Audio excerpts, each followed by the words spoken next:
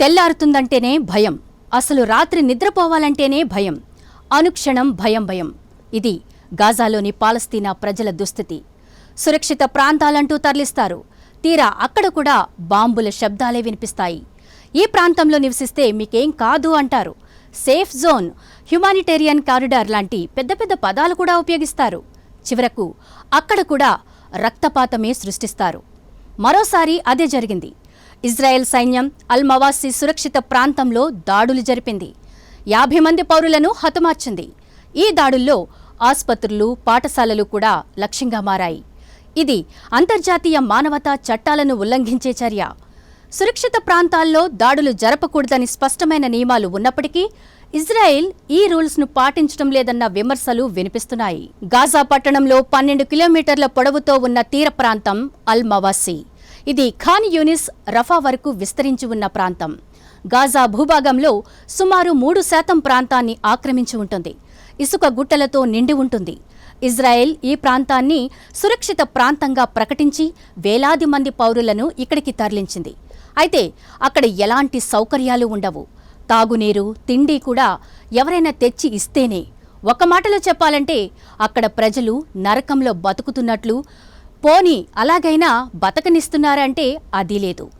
నిజానికి అంతర్జాతీయ మానవతా చట్టాల ప్రకారం సురక్షిత ప్రాంతాలు పౌరుల రక్షణ కోసం ఏర్పాటు చేస్తారు. ఈ ప్రాంతాల్లో దాడులు జరపడం నిషిద్ధం.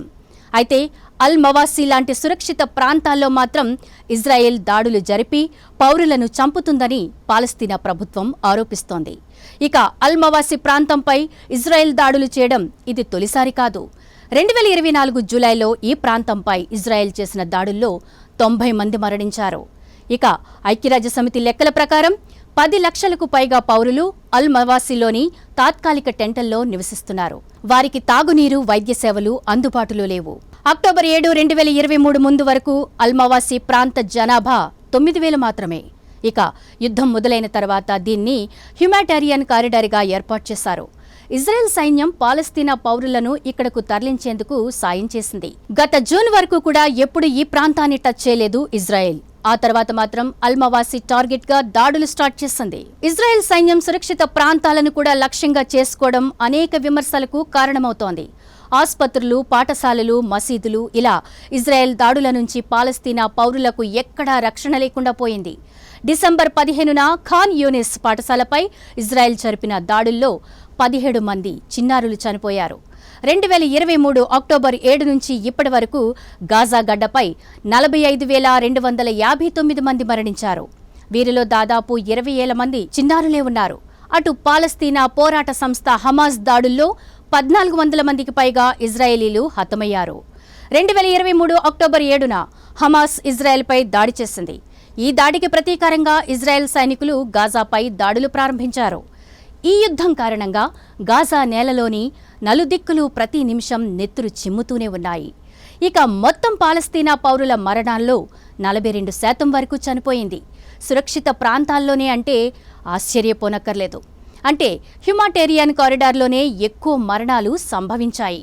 సురక్షిత ప్రాంతాల్లో మరణాల సంఖ్య సుమారు 19,000 దాటినట్లు లెక్కలు చెబుతున్నాయి. మరోవైపు క్రిస్మస్ వేడుకల సమయంలో ఈ దాడులు జరగడం పట్ల పోప్ ఫ్రాన్సిస్ తీవ్ర వ్యాఖ్యలు చేశారు. గాజాలో చిన్నారులు చనిపోతున్నారని, యుద్ధం కాదిది క్రూరత్వమని మండిపడ్డారు. నిజానికి పాలస్తీనా క్యాథలిక్ చర్చి నాయకుడు కార్డినల్ను గాజాలోకి ప్రవేశించడానికి ఇజ్రాయెల్ అనుమతిచ్చింది. ప్రీ క్రిస్మస్ వేడుకలు జరుపుకోవచ్చని చెప్పుకొచ్చింది. దీంతో గాజా స్ట్రిప్లో అడుగుపెట్టిన కార్డినల్ హోలీ ఫ్యామిలీ చర్చిలో పలు కుటుంబాలతో కలిసి సంబరాలు నిర్వహించారు. ఇదే సమయంలో గాజా అంతటా ఇజ్రాయెల్ ఎయిర్ స్ట్రైక్స్ చేయడం పోప్ ఆగ్రహానికి కారణమైంది. నిజానికి ఇవన్నీ సురక్షిత ప్రాంతాలే. అయితే అక్కడ ప్రజలకు ఇప్పుడవే మృత్యుపాశంగా మారుతున్నాయి.